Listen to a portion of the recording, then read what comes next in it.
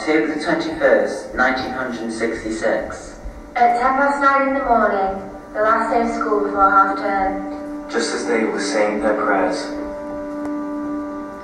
Nobody was to blame. Or all of us were.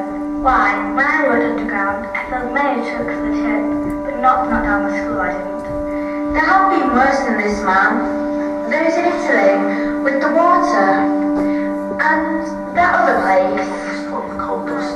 The colliery sends the service more waste than coal, and the mining village has to learn to live with it. It must be put somewhere, and it's too expensive to carry it far. So the tips grew everywhere, straddling the hillsides, nudging the houses, like black-furred beasts. Almost everyone, from time to time, has seen danger in them, but mostly they are endured as a fact of life. But I remember us crying in this bar, crying and clinging together. It is told interminably to one another. The face of the speaker often grows trance-like, oblivious to the listener, as the details are repeated over again and again, as though the teller was repeating the words of some riddle, some perverse mystery as yet unsolved. On an Angus Street, he was very distressed, crying and sobbing. The school's fallen down! The school is fallen down. The word sounded almost unbelievable. This was my school, our school. I spent 5 years of my young life at that school. We all had.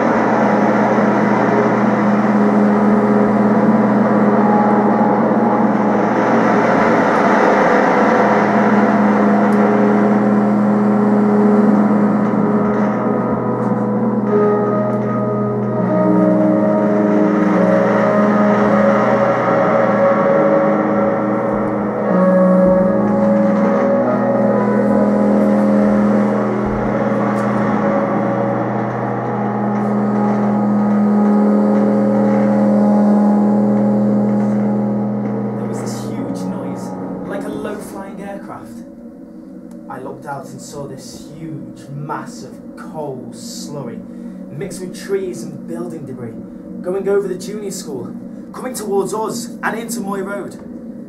I grabbed the girl who was helping me and got out the door as fast as I could. I managed to get up and reach the end of my desk. Then, suddenly, I was stuck fast in the corner of a room. I couldn't move and I was in agonising pain.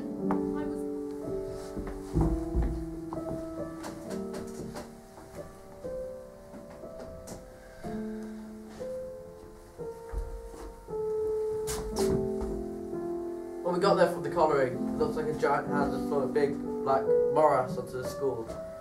At the top of the end house was like a stack of cards. I saw the missus, ashen face.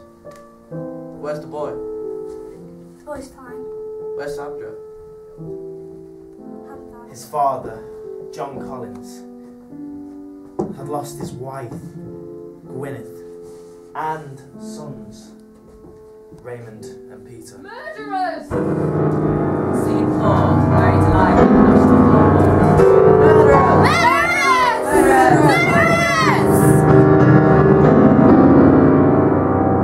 The brave front of the people of Aberfan cracked at an inquest on 30 of the children. There were shouts of Murderers! Murderers! Murderers! Doing. The father then shouted, I want it recorded. Buried alive by the National Coal Board. That's what I want to see on the certificate. From that day, we decided became to pay friends for the removal tips. It held up the procedure for months, for years. Murderers! Murderers!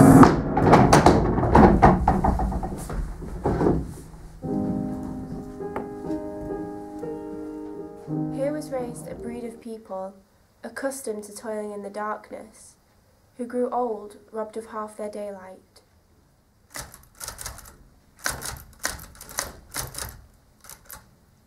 Condemned to an ugly, dangerous life, bringing up their families among the waste of the pits.